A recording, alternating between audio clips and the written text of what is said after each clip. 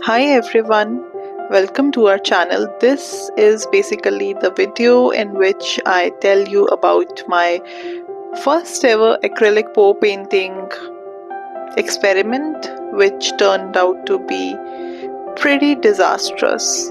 Now, there were a number of reasons it turned out to be disastrous, beginning with the fact that I had this kit for a long time, and that's something that you should always check whether your colors are expired or not, because colors do expire, especially these types of paints.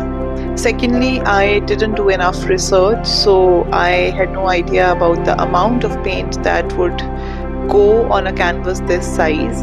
That's something that I learned later, that there are a lot of online calculators, good calculators, which will tell you exactly the amount of paint you need for a canvas this size. Now, I did have enough paint, but I didn't know how much to put on the canvas, and I don't like wasting paint, so that's also that made something that made me scared to put more, and I definitely didn't put in enough paint.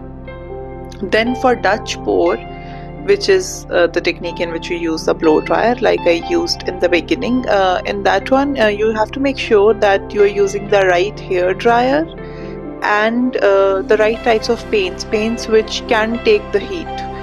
And I am not sure if Camel's paints can take the heat, but or maybe it was because they were old, but at one point the paint started curdling, so maybe my hair dryer had the least heat setting that it has is too hot for paints, or maybe because the paints were old, it kind of didn't work out, it started curdling. And yeah, so these were kind of the major mistakes that I made.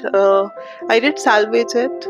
I do kind of like it. It was the first time I tried this, and there's a special attachment to this painting, even though it didn't turn out the way I wanted it to. But yeah, that's the thing about art and creative stuff, that even though it might appear that, oh, this is so easy, it isn't.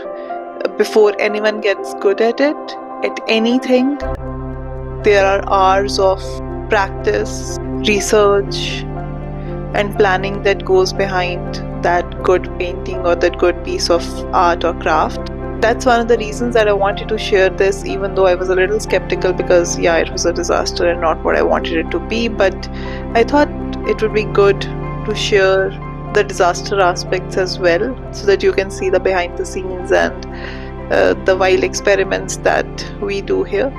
Pour painting is kind of my thing and not my sister, so I'm the only one who's doing this, but in some of the later paintings that you will get to see eventually on the channel, she did help me out, and we had a lot of fun doing these together.